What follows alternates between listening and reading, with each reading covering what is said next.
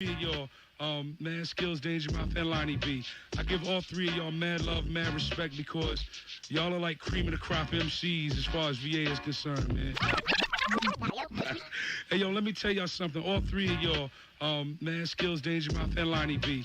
I give all three of y'all mad love, mad respect because y'all are like cream of the crop MCs as far as VA is concerned, man. Yo, man, that's nice.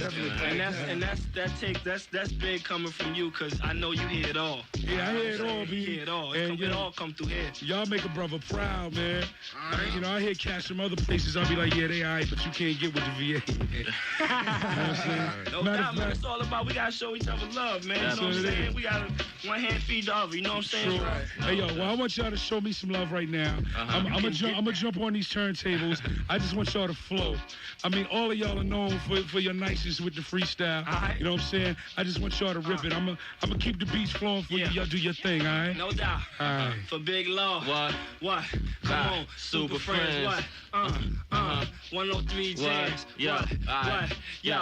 I be the Virginia rap renegade, the mic technician. You wanna start something, call me when the keys in ignition. You in VA waters, you got the nerve to be fishing. Boys to men, trying to count me out like new edition. But listen, no bull-ishing. When I start spitting, the rapper that think he going next, start having premonitions. Let's be frank, if I let off the range, it's blank. I'm gonna make you eat that. Now you might believe it is stank. Battling me, Gary Payton couldn't D-up. I'll do you in two, and send you back to your whole effing crew to re-up. Comparisons are like pellet guns, the automatics. When it's static, I keep my heat raised like an addict. The flows are, I stitch it, I get it sewn, Paul. I don't rap regular, I lead tracks with golden bars. I'm top-seeded, while y'all out there getting weeded. I'm jumping the crowd and smacking rappers, no ID needed. Jaws tapping, sickness, raw, no doubt. Get on the list if you won't, get that butt wiped out. Off the roof, sniped out, rhymes was humming. So if you had a face left, I'd ask you if you saw the itch coming. You like a brother in a shootout with a gun, they go click, click. No bullet, shouldn't have pulled it, now you thump like a thick chick.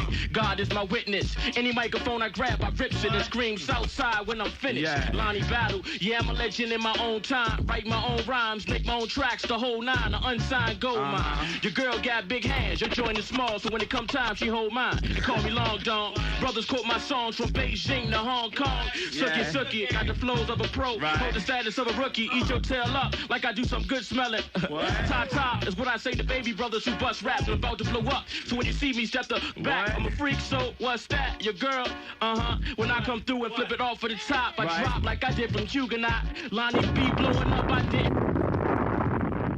That's when I went to the pen, cause they found 10 ice cold whack rapper booties in my ice bin. A nice friend, enticing when mics in my sights, niggas sliced and diced and tossed like rice at weddings. Do you take this rhyme that you're getting to love and to honor and obey in any setting? I do, no regretting why do. You keep letting the newspaper heading advertise another verbal shredding. I got you wetting your bedding, but while you peeing, hey, I'ma clone a million MCs from my DNA. Then I'ma put them in the place to leave my mark on the world and call it get your ass kicked. Mad Skill, self-proclaimed VA rap guard. Whatever you kick, I can catch it and run it back 100 yards. The way people jock my demeanor, I'm putting out a new tape, Duke, and it's coming equipped with a head cleaner. For Sheezy, I'm nicer than you, son, believe me. Matter of fact, you should just ask me when you see me. The spot you ask me in, I'ma drop you there. I rock unfair, I can get it open like it ain't no lock there. So any rapper test me, let's make this clear. I'ma make your parents do it backwards so you might disappear. While you talking, I'm moving tapes like yayo. While you on some girl stuff like 4 Jeep in a Paseo. Mad Skills, I run the joint, and I can handle your whole squad. Sound like Bubba Chuck on point, so Lonnie B, what? If you down with me, you got to represent VA for the MIC. What? If you got what it take to take me, come and face me. Talking all that rah-rah player, you crazy? Your rhymes don't faze me. I'll stick to you like a chick who used 69 when she paid me. They go for all of y'all who ever tried to play me. I'll shut your whole project down like JV. And if they ask who you battling, you better not say me. I'll have you screaming like your lady. Ask AD, he heard me banging her. She thought that I was Jay-Z cause she was feeling it. No ifs, fans, or maybe. Lying to the beat, ripping it. Danja Mowf come through and start ripping it. Up from the dungeon, the mouth emerges to shock the world like electrical surges and take those with urges of rocking mics nervous. It's me, Danja Mowf, at your service. Ask yourself, do you deserve this? Are you really worthy of not? Observe me. Hey folks, make quotes, take notes quick. I take hopes, break throats, make folks sick. Partner, Sonny, oh no, I got you, babe, and I don't share. I'm stingy. Comparing me to you is like Cujo to Benji, Coltrane to Kenji. That ish offends me. Hypothetically, let's pretend, see, you kill me, still G.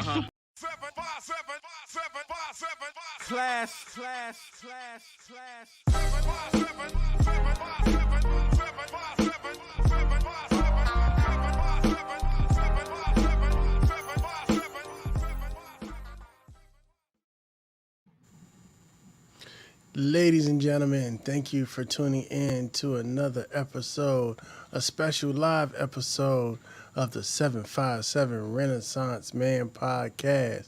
And today, this man needs no introduction. I'm going to bring in my partner, Danja Mowf. How you doing today, sir? I don't need an introduction. Wow. Bruh, how you single-handedly... You and the Super Friends claim you're hip-hop pioneers from Virginia. If it weren't from you guys, I don't know if they... Like Maskins' first album... From where? From where? You know what I mean? So you guys are definitely pioneers when, we were doing it. Like, I just... Thank you, Sean. Thank you, Sean. Come on. Bro, but we here right. But we here right now. Right. Me and you. We here. You know what it is. I appreciate you having me on this show. I appreciate that. No, and I love the intro, man. Rest in peace, DJ Law. Try to take it back to the history, bro, and let them know where it started. The Buddha Brothers was a big deal. We had the Buddha Brothers, and it was Lonnie B in Richmond. Yeah.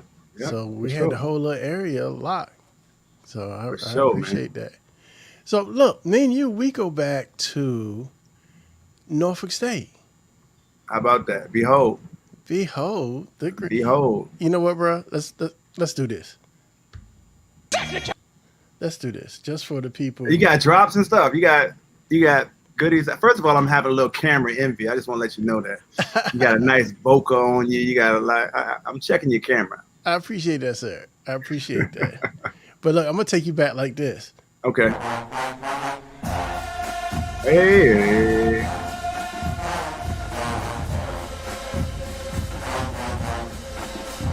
Hey. Somebody got a booger.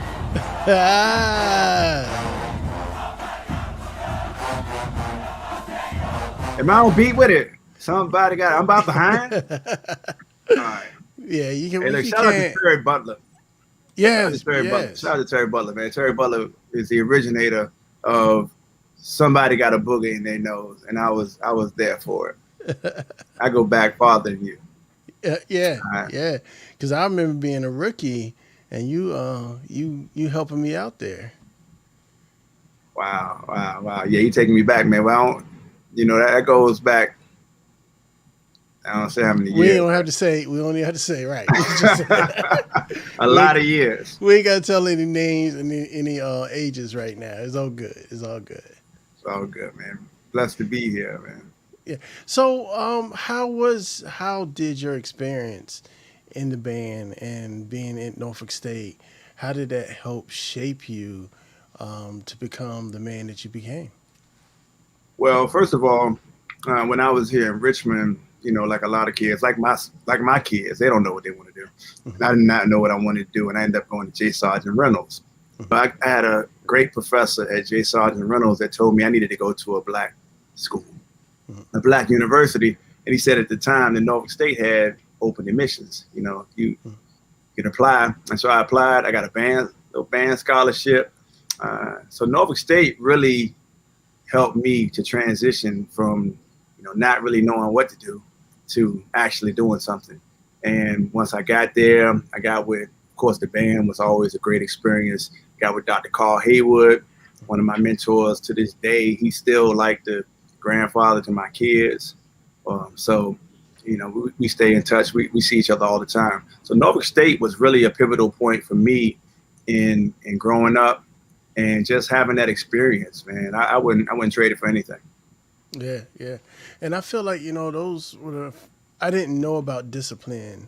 Well, I knew about discipline, but I never felt discipline until I got into that position.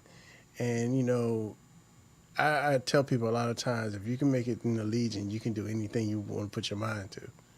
Look, I still call these dudes knuckleheads, man. I still put it on, you know, because when that's the pledge for the band, you know, knuckleheads. Yeah. So I still use that term, and I was telling my kids that the reason why I hover, or the reason why I never walk places, is because of the band. Like, it's always a little pep in my step when you go in places, and that just comes from being in the band.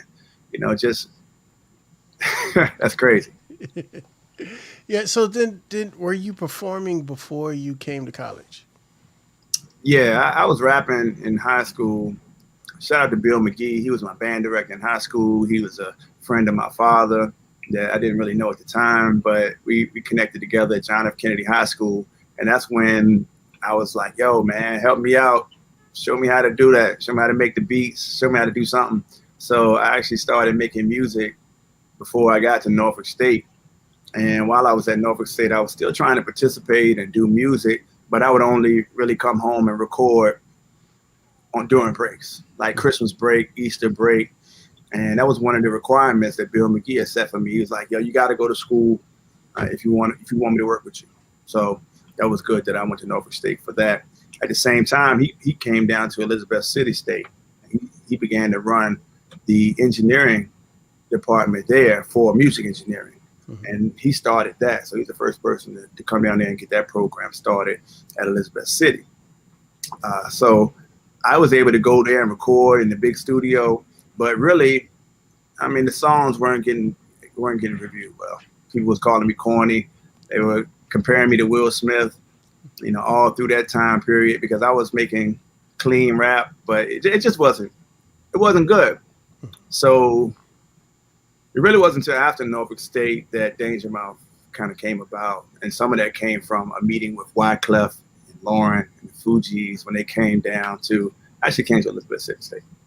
And when I saw them back in the cypher, you know, that reminded me of what really, you know, hip hop was about and the core thing, because I was making songs in college, right? But I wasn't being a rapper. I wasn't being an MC. So that's like polishing your skills and being sharp in your flow and all of that, and really concentrating on your presentation. So it wasn't until after that came back to Richmond and kind of regrouped. And I'm like, I'm out of college now. And then graduated. It's like, what you gonna do? You can't spend all your time trying to be a rapper. You're gonna have to buckle in and make it happen, or go get this job. So fortunately, I was able to work on that at home. Awesome. Yeah, man. So before we get into it, I want to let the people know that we will be doing a couple giveaways during the live tonight. And to get your giveaway, you have to put a hashtag in the comments. And we're going to hashtag link in the comments, LINQ. Link provided us with promotional swag to give you guys. If you're not familiar with Link, basically it's a contactless business card. You know, in these days of COVID, we don't want to be touching on stuff and touching on other people, but business don't stop. So to get your contact out there, they can just scan your little bracelet, scan your little card or your disc, and go right to your phone and have that information. So to be entered into the contest, just leave a comment and hashtag link. Can I type in it? Can I put it in? Yeah, bro. Or is it, did you, because you didn't hit me with the, you know, the clause before I came on. Guess, you know. No, you could. I'm the only one that can't win. So go ahead. Owners and the guests are not eligible to win the prizes. So my question to you is, how did you come up with the name Danja Mowf? All right. So I was sitting watching TV at home, Norfolk State, 1994. And I heard somebody call somebody Danja Mowf on TV, you know, because they were talking too much or they were doing too much. So they called him Danja Mowf. And so I kind of started, they called him Mighty Mouth. Called him Mighty Mouth. And so then I said, well, what are all the mouses, the Mighty Mouse, Danja Mouse? And I just said, you know, why don't we try out Danja Mowf? So I went for a period of time where I used to just walk up and talk to people that was around me and say, yo, you heard that rapper named Danja Mowf? Because I wanted to see if it was corny or, right. I don't know. I just wanted to kind of vet it a little bit to see. End of the day, it was cool. It was, and back then nobody spelled anything correctly because that's when Busta Rhymes and nobody wrote anything out. So I had to spend time paying for that. Right. But that's so the way it was. Tell me, how did the legend of the Super Friends begin? Did you guys all grow up together? Was it intentional? How was that born? I like how you phrase that, man. Like it's a legend, the backstory. The origin story. The origin story of the Super Friends. So the origin story of the Super Friends is WDCE radio station in Richmond, Virginia, which was the University of Richmond's radio station. Mike Street had a radio show on University of Richmond, and it was the place where anybody who was spitting in Richmond would come through because they had a freestyle clinic at the end. And so when they played hip hop during his show, and at the end you could get on and rhyme. So when I got back, one of the advice that Wyclef had given me was to find the people in your area that are doing it, the people that are really about it, the people that are really good. And I knew I had to come back and find skills. Even though we went to high school together, we weren't real close. We kind of knew each other. But I knew skills was at the radio station with Street, and me and Street were good friends. So I used to come up to the station and just rhyme at the end and spend a lot of time not really getting noticed, but I just kept coming back every week working on rhymes. And it wasn't until, you could tell when you really start doing something, people start noticing. So I got better. And so basically everybody who was in the Super Friends from the start basically passed through that radio station. So one day we were at the movies, we was hanging out after the station, me, Kalanji the Immortal, Lonnie B, or Skills. It was originally like 11 Super Friends. So, but they were really just, it's kind of like, what do you call them? Like, not tribe, but what's tribes clique? Native Tongue. Native Tongue. So it was kind of like Native Tongue, so everybody in the crew weren't rappers. So you had DJs like Street, DJ Mark, but you had rappers like Kalanji and Who, Javon and Medieval, Speedest Twan, cats that were at the radio station, and we made up this unit. In December of 1996, we recorded the first record that the Super Friends put out. It's called Foul. Okay. So, and that was pretty much how it got started. So where did you guys record? Was it all locally in Richmond? Mostly at my spot. We had, because that was one of the things I did have from working with Bill McGee, is I did have equipment. And that was one of the things I was trying to use at the radio station to get people to come like me and come to my house. Because I had an ADAT at the time and a computer with a sequencer on it, and rolling S550. I mean, this was like in 97. This was 95, 96, so that's what we were working with. So that's how I was getting back to the crib to come record. So, and after Bill McGee came back, from Elizabeth, North Carolina, then he set up a studio in River Towers in Richmond. So we would either be there or at my house. Yeah. So back then, like, you had to be really intentional when it came to making hip hop, because hip hop was at the age where I'd like to say that you guys are like the second generation of hip hop. Like the first generation was the 80s, originated in the 70s, but the first generation of it actually getting out was like in the 80s. And then in the 90s, hip hop started taking shape, started taking form. But so one of the things I think the kids have nowadays was they have where technology has become affordable and accessible, when then like you had to go and hustle to get your equipment. And now you can just Amazon you whatever you need and you got you a studio. So with that said, do you think that kind of sharpened your skills, because the grind had to be harder because it was harder? Well, it was definitely different to do it. Just like with everything else, technology came along, made it different to DJ.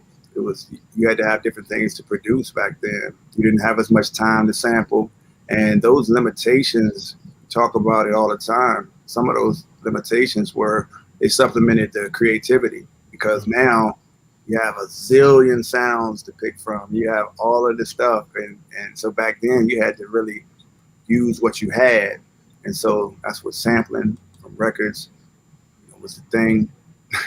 And so the equipment that you had to have back then, you also you had to invest in yourself, right? And it also, so it separated those who were about it. If you wanted to get your song to DJs, you had to press up vinyl. You had to spend money on things that made it more intentional. That it's just different from today.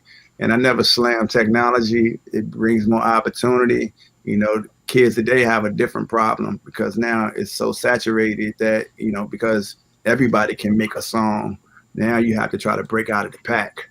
But back then, if you were a recording artist and you were able to get your equipment, a lot of the equipment that I got came came after the deal with Missy. That's when we really got to upgrade. We were on ADATs, but fast forward to there, that's when we really had a great studio.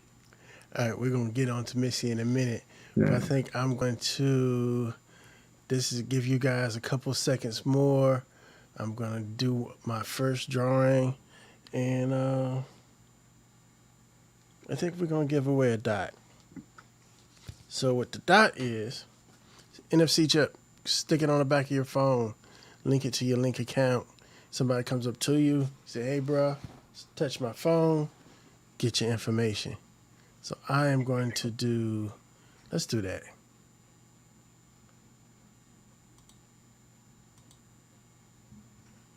All right. So what's up, man? Did you put yours in?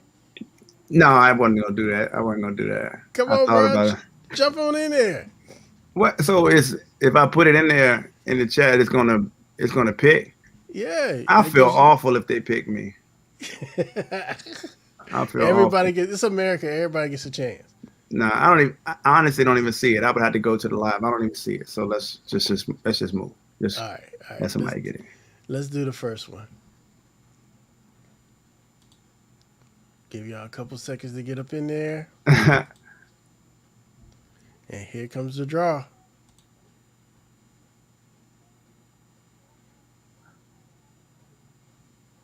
Oh, that's dope. Okay, StreamYard. My man, Pedro. You set it up, man. He should have got it. He was. All right, Pedro. Pedro, hit me with your address. You can DM me on Facebook, Instagram. You know how to get at me. This is yours, Pedro. Congratulations. Yeah, bro. Technology. Cool stuff, man. I love technology. I gotta embrace it. People, it made it possible for a lot of people to do a lot of things easier now, because now I got rid of all of that stuff. You just got a laptop, kind of levels the playing fields. But it's everything right now. Your laptop can be, you can be a radio station. You can be a video production company. It levels. It's all in what you want to do.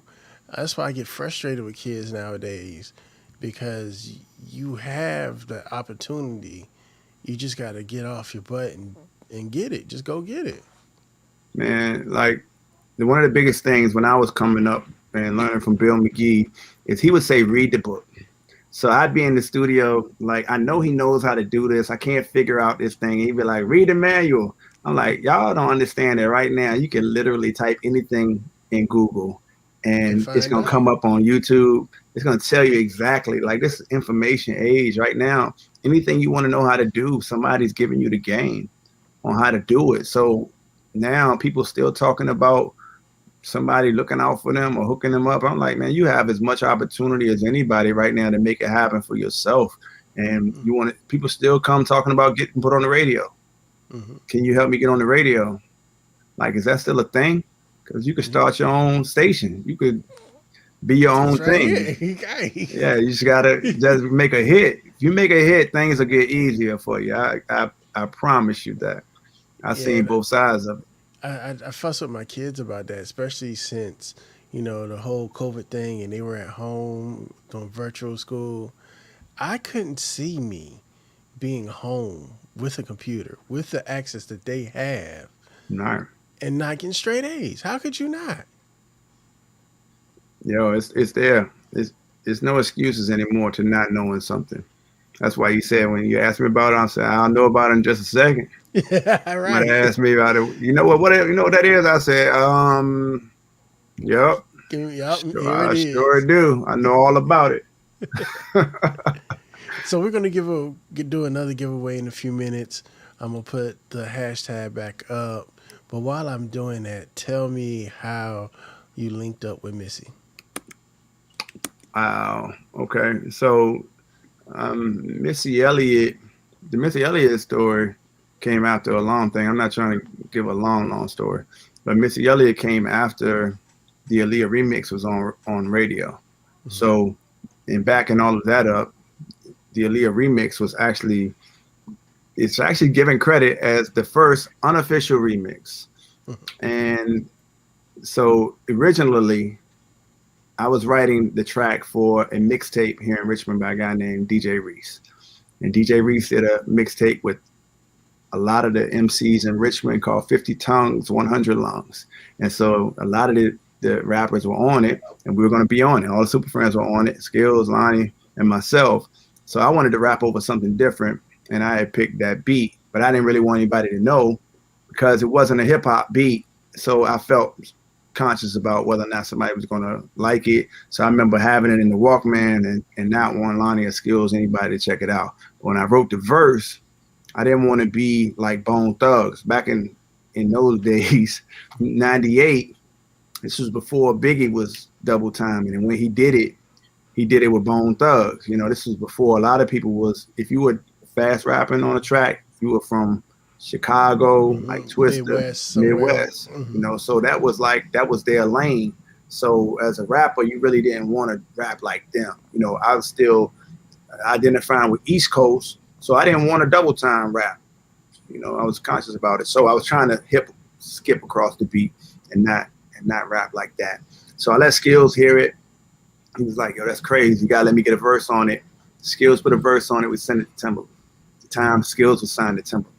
So the original first time it got played on the radio, Mike Street here in Richmond, he was very responsible for how that got turned into the Aaliyah remix. Because when I brought it to him, he told me to take the intro off while I was shouting out DJ Reese on it. He said, if you put it in behind the song, I'll play it. That was Mike Street. So I hadn't thought to put it that way until Street said it. Then Skills got on it.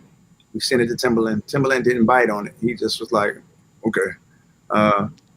Then by that Sunday, we got Lonnie on it, and we just put it on the radio. Just let it rock here. But when Mike Street would play it, he would say, this is the Super Friend remix of Are You That Somebody? And I was like, man, you can't really say that, can you? So why not? Not selling it, And at the time, you're thinking that, man, if you jump on something like that's like, you can't just take the record. And I remember after it got played, radio stations and people were asking for it a lot. And the label had to actually BDS it, they asked to send it to them. And they had to BDS it because they were playing it. And when it hit New York and got to Funk Flex, it was over. He was dropping bombs on it. I remember my cousin called me and she was like, yo, your song is on up here. And Flex was just dropping the bomb. He kept taking my verse back to the top. I thought it was crazy because, he was just never got to the singing. Mm-hmm. And he did that for like 15 minutes. It was like, see the flows that I come with. It just kept coming back. I was like, yo, this is crazy. It's crazy. Like, it's just my verse. And I rap. That's why I rap for like 24 bars at the beginning, because it was just me for the mixtape. So that's all it was. It was just me, my verse on the mixtape. So after that, that's when all the cool stuff happened. And since it was on the radio in New York, I heard that Jay-Z and Clue was on the plane with Missy. and they were congratulating her on her new artist on their Leah remix. And so she got off the plane, called Skills, and said, "I need his number." Nice. And so she called me that night. I was in the bed. I got up out the bed. You know, somebody called you at like 3 o'clock in the morning talking about, "This is Missy." Like, oh. But you know it was Missy. You know it was Missy. I was like, so she said she wanted to hear me rap regular. Okay. So I rapped for her. And then, you know, I got signed to her label. And Missy was great. You know, she wasn't the best label owner. You know, so if you look at the history of her record label, Goldmine, you know, so, but she was nice enough to let me get off the label after a while. You know, I was 30, you know, and looking back, it was great to perform with Aaliyah, but I was trying to get back in the studio with Timbaland. And you're talking about people who, just think back then. I was actually responsible for Eminem getting on the album with Missy. Okay. So, because Eminem was an underground rapper, just like I was. He was still going through the same channels that I was going through. And I was telling her, like, this dude is dope. You need to check him out. So she checked him out, all right, and she put him on the album. And I got a shout out in his first album credits. Nice. For that, Nice. which was dope too. But I mean, it was a great time. I had no regrets from it. It's just that I think that when I always focus on that time, I was a hip hop rapper, right? And so we talked about that second generation of hip hop, that 90s. That joint gets split up once you start to get mid 90s. That's when Bad Boy started, and it was a shift. So you have this backpack hip hop 90s that you got to put in a whole different crate if you're playing 90s. So if you're playing 90s, it's a whole set of hip hop that doesn't get the spins. I mean, in the 757 they do. I mean, Right. y'all always keep it gully with the with hip hop, but it don't fall in their 90s set like talking about. You're not getting to Helter Skelter, and you know, some of that stuff in the 90s set. So, you know, some of those records got lost. You know, but what I was gonna say was I was a 90s backpack rapper, and I just spit on a commercial record, and then they wanted me to do it again. And so, I mean, if you give me the same type of beat, I'd do it again. I was doing it, but I wasn't Ludacris at the time. And I felt like when I look back, like I was, instead of getting the, you know, I wanted to be put in the studio with Missy. But as a part of the deal, what we did was we negotiated to get her to put studio equipment, to take some of the advance so we could buy studio equipment. So we got the best ADATs, we got mics, we got all that stuff, but we were still in Richmond working on music, sending it to her. And she was kind of like, you know, it was like, so the few times that I got in the studio with her, it wasn't that same combination of getting with Timbaland, with her producing it.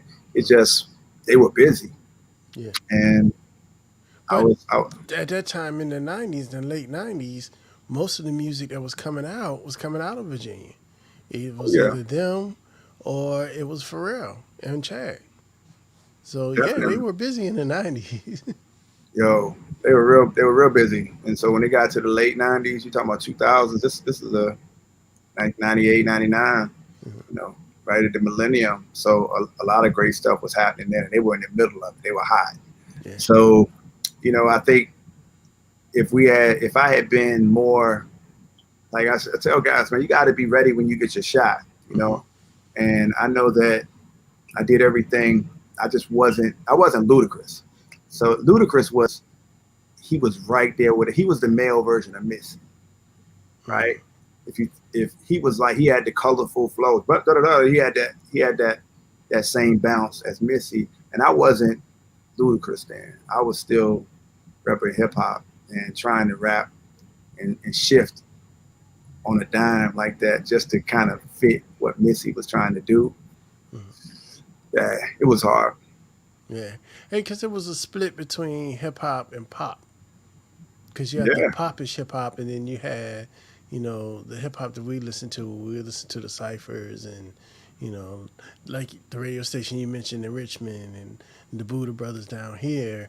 that was the only time you would hear that type of hip hop So doing what do those you? shows.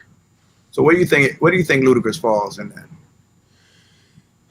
I don't know. So Ludacris, I think. All right. Well, first of all, since we're speaking of Ludacris, All right. I noticed a similarity between your first album and one of his albums. Yeah. And when I was doing the research, I was like, hold up. Word of Mouth is Danger Mouth. And he also has an album, Word of Mouth. Right. I was like, I don't know. I don't know. You know, Yeah. I got to roll with the homeboy. But I think Ludacris does have some fire verses. But Ludacris also, he's a child of radio too. He was, for a long time, you know, in hip-hop radio in Atlanta. Right. So I think that kind of helped shape him to be more, what's the word I'm looking for? Commercial. Yeah, exactly. To be a little bit more commercial. He understood Like, where it was going. You know, he understood the audience. I took the time because I knew you was going to come on, and I went back to your first album. And your first album is more boom bapish and full of metaphors. I love metaphors. And I can tell the time that you put into your lyrics, where, you know, a couple times you got to rewind and be like, hold up, what did he just say? And I appreciate that because to me it's more, like you were saying, backpackage, more hip-hop-ish than, you know, some of the things that I would hear coming out from a Ludacris. And I think because of that, maybe they got a few more opportunities. But far as, you know, like I said, I'm a backpack hip hopper. That's what I would be. And when you were a backpack hip hopper, you kind of went away from the commercial stuff anyway. Yeah, you would, but it was everything changed. So it was like, you know, you kind of rap and associate with what's going on at the time, or what people are doing, or what you identify with. And hip hop hadn't gotten that blingy until after 95, Bad Boy. Right. And so people have to, you know, we have a little revisionist. We celebrate a lot of things that at the time we weren't totally celebrating if you were a hip hop artist, you know, because the way that the music was, it was like, yo, they just shiny suiting and they doing it, you know, it wasn't hip hop. And it's been different parts where that came up. Which is crazy because if you think about Big was hip hop. But Big was on a blinged out label.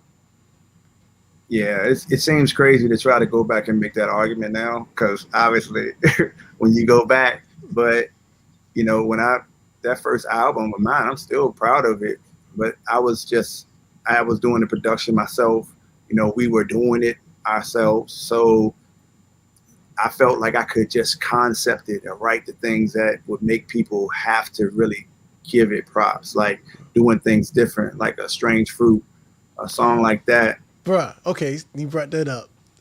Dope song. Very dope song. When you think about the concepts and the original song and the whole, what was that, your uncle on the, that's my grandfather. Your grandfather on the, so that's back when you hip hop records, the interludes and the flow of the album meant something because you can close your eyes. We didn't always have the videos, you know, and then knowing the story of Strange Fruit and the story that you told on top of that, man. Hold on, where my sounds at? Hey, look, that's funny. That's funny. Yeah, man. And then, you know, for you to come out with something so controversial on your first time out, bro, that took guts.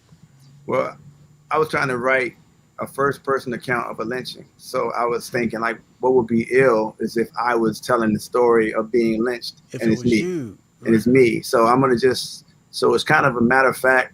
And it's been in some textbooks. I like the way that it's been used, and I'm proud of that. The way that the approach was is just like, you know, They drugged me from the back of a truck. You know, they strung me up. They broke my teeth out, it was just all of it in the floor. These are things that happen. Like I was just chilling, doing what I was doing. They came and said I raped somebody. You know, I don't know what they're talking about. It was just really just like, oh snap. And everything that they took me through and being lynched. But at the time, because it was so much gang violence and stuff going on, I did end it on kind of a, you know, we do have a lot of violence against each other too. And all through that album, like Jack and the Weed Stalk is another one that, you know, to me, is one of my favorites that as far as writing is concerned, because I know how many nursery rhymes and story things went into a different type of story in the end. Huge fan of Slick Rick, so I've always been like real keen on storytelling. True story, I was listening to The Chronic today, and I was thinking about how that influences each album that I did to be cohesive. Because back then, when you listen to an album, you put it on, and it was like watching a movie.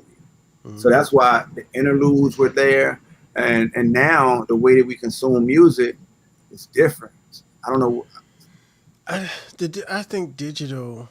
Don't get me wrong, I love digital, but when I got back in the day, and let me say, it was a tape. When I got my tape back in the day, I pop it in my Walkman, I would start listening to it, but then I would take out the liner notes. Yeah. And that gave me a lot of my education when it came to music. Like, that's how I know who Rod Stapleton is. Rod Stapleton was a white boy from Europe that wrote half of Michael Jackson's album Thriller. And people don't realize who's Rod Stapleton. He was also in the group Heatwave. And I know that because I used to read the liner notes. And with hip-hop, I was always looking for the samples and what the original samples, because then I would go chase down the samples to hear what the original one was. And I miss that because now if you get music, it's a download. You don't have that. You don't know who produced it. You can't chase the history of the music. And that's one of the things that kills me right now.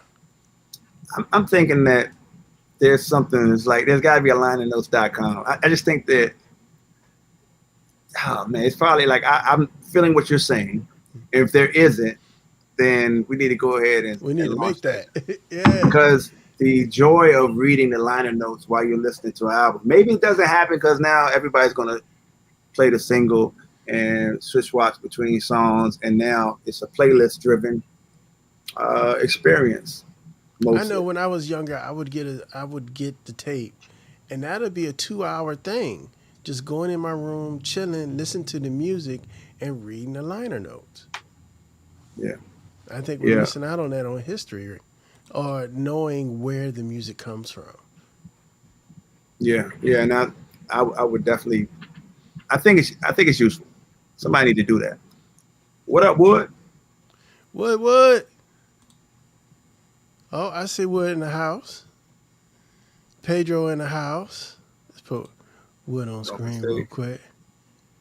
Yeah, what up? Wood is the reason why I'm tired.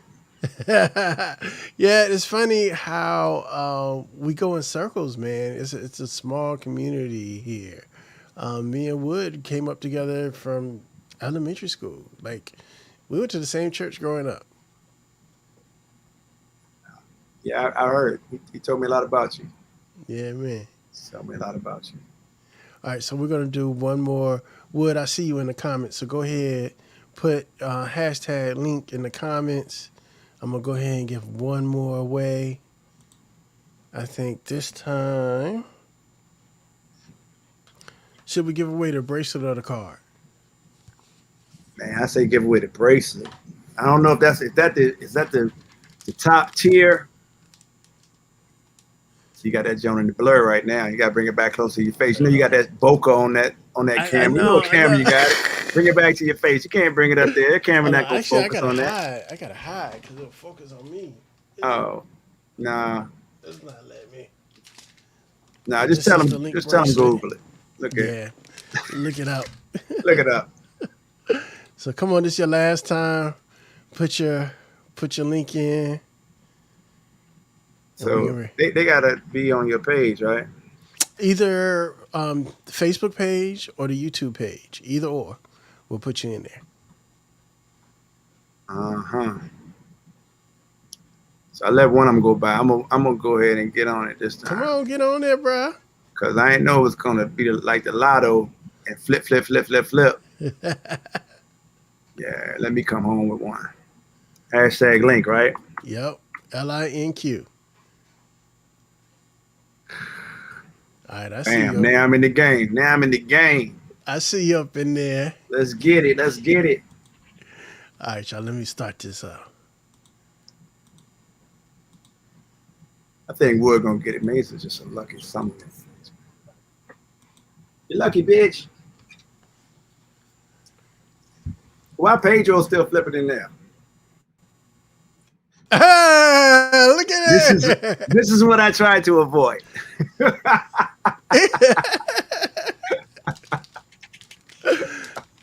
is yours, exactly bro. what I was trying to avoid. And I called for the bracelet. That's what I wanted. All right, come on. We got one more. Let's go ahead and do one more. Yeah. I'm going to give away. Let's go ahead and give away the card. They say it's fixed, man. It's rigged. Link card. All right, so you can't win and Pedro can't win. All right. So let's spin it again. Let me grab StreamYard, man.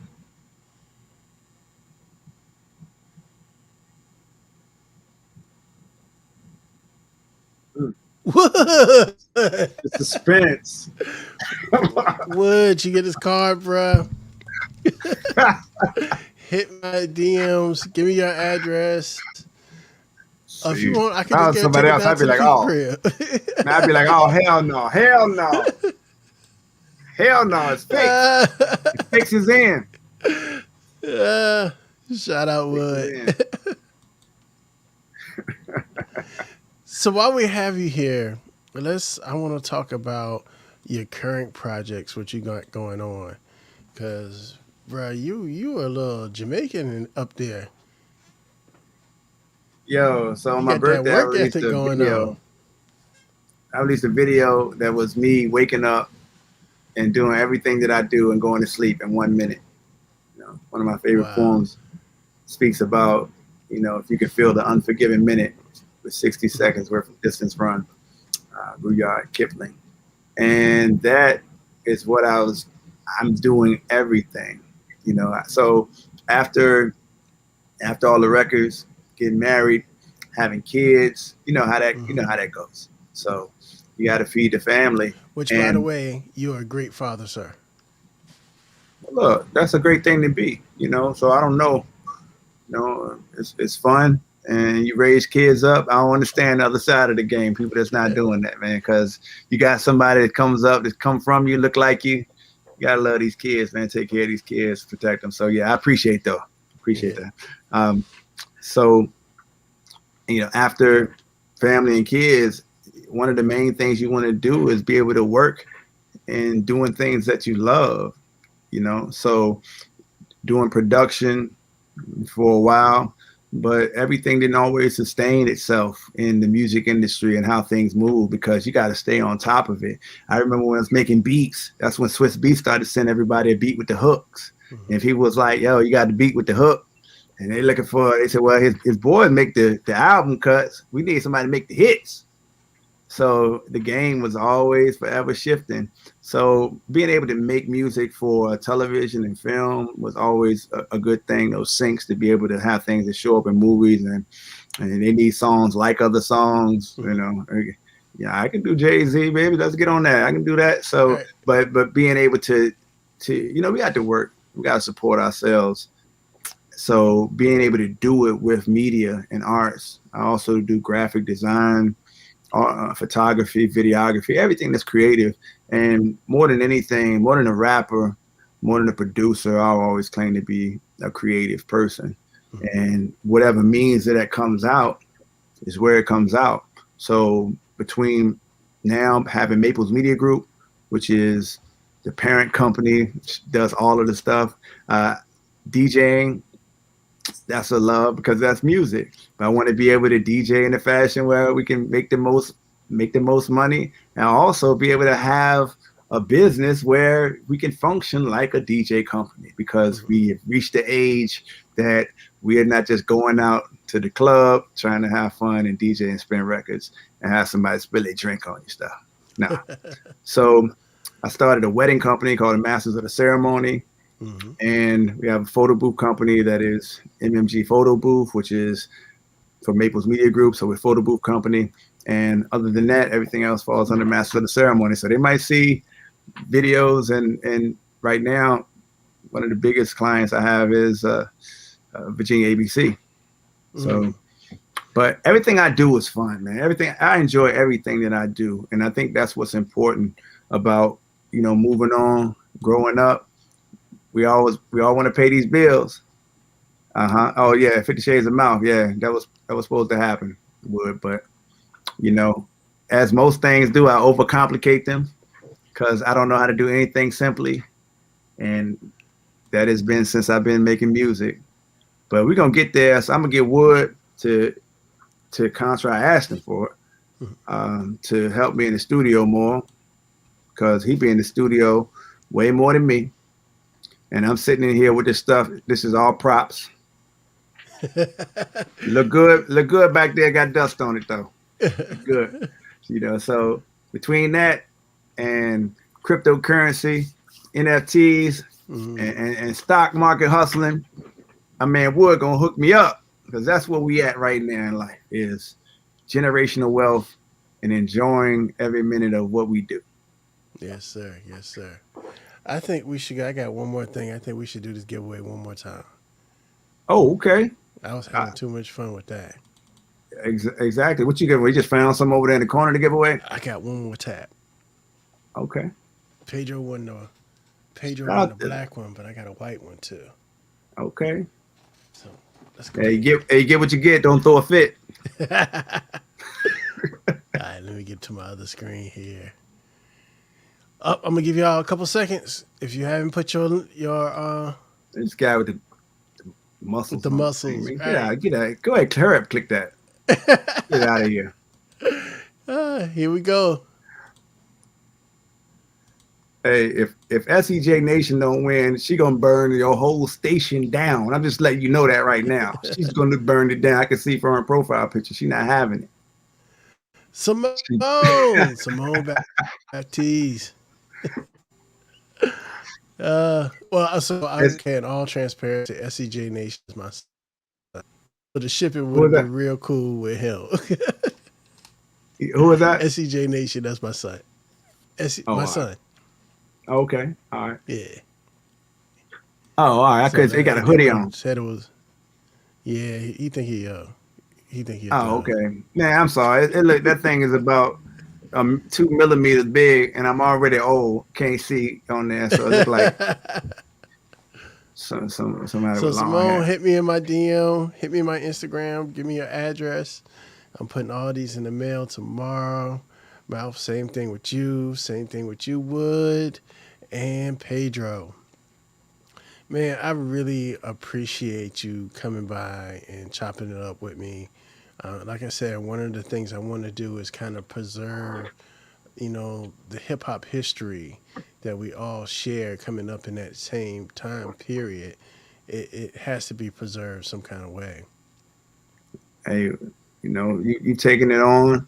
You've been consistent about this thing right here, and you jump out there, and that's something that we all respect. I definitely respect it, because in order for you to schedule your show and set your camera up there and to be all extra crispy and have that depth of field on it, you chose to do that. And I appreciate you, man. Props for doing your thing for so long. No doubt. I'm coming up to Richmond, hang out with you guys. Hey, please do. You know where to come. Get in trouble, though. I know. But I need some trouble. It's been a little while. Hey, we're going to come get in some trouble. And shout out Wood. It's going to be up here soon. Let everybody know. Oh, this is how I end out all my episodes. If a young Danja Mowf came to you and ask you for life advice, what would you give them? Young Danja Mowf. Just what I've said on here is to find something that you love to do and figure out a way to get paid doing it, because it's a way to keep your life enjoyable. One thing that I have been fortunate enough to not feel is that dread of going to work. And I think I've made it hard for, people to tell when I'm working or when I'm not working. That's what my wife says. Because I'm on the laptop and I'll be like, but this is me for me. This is for that, So, I think I would say to make sure that, you follow these things, because even if we are doing things that we don't enjoy, there's opportunities out here to change that. That's something that I always got to remember, is that if you don't like it, hey, change it, do something different, and run to that thing that you fear, because fear will keep you from doing stuff. Like you could be concerned about your show. Yeah. Keep you from doing it, man. That fear will keep you from doing it. So just run to that thing and believe in yourself and get it done. Yes, that's all I got. So how can people catch you on the social medias, the websites, the companies? How can they get with Danja Mowf? So look, Danja Mowf on everything at Danja Mowf. That's the Instagram, Facebook. Now the website thing is tricky, but we're gonna get back to that, because all my websites right now support the businesses. That's the masters of the ceremony. So if somebody trying to get married, we definitely got that lined up for you. You need a dope photo booth? Need a dope photo booth. My wife runs that mostly, except for the technical stuff when she having problems. But that's also mmgphotobooth.com. So yeah, check those things out. But if somebody's out there making beats, Wood don't want me to say this because he's gonna try to say, but I do need somebody to push me. Go ahead and send me something. I want to be inspired about it, because since rest in peace Joe Doja, all right, also this year, one of our artists from up here, preserving that legacy and understanding like what you will leave behind. You're talking about word of mouth, super friends, things that are as Danja Mowf, there's a legacy that has been accumulated, and I feel like that's the one thing that I want to make sure that I come back to, is to also find the time to give respect to that, which is what does that 50-year-old Danja Mowf do? What does he work on? Is he writing a book on poetry? Is he doing podcasts? Because all of those things still establish that creative side of what it is that represents you, and what will they talk about? What will they say, when it's all said and done? So we're still working on that. Yeah. Keep it in the mix. So stay tuned. Stay tuned. Yeah. You see what's going on for the new millennium. Yeah. When I get it up, I'll get you the shirt. I'll send you the shirt. Hey, yeah, we're gonna have to change. We're gonna have to trade that merch, bro. Yeah, we'll do it, because this one right here, I just pressed this before I came downstairs. I just made it right now. So it's a one-on-one. Nice. It's an NFT. It's an NFT, man. We gonna really sell it. Ladies and gentlemen, thank you for tuning in to another episode of the 757 Renaissance Man. I just got through chopping it up with the brother Danja Mowf. Sir, I appreciate your time. Thank you for coming through. Thank you for giving us your time. And I guess we're going to go out with a little bit of this. What?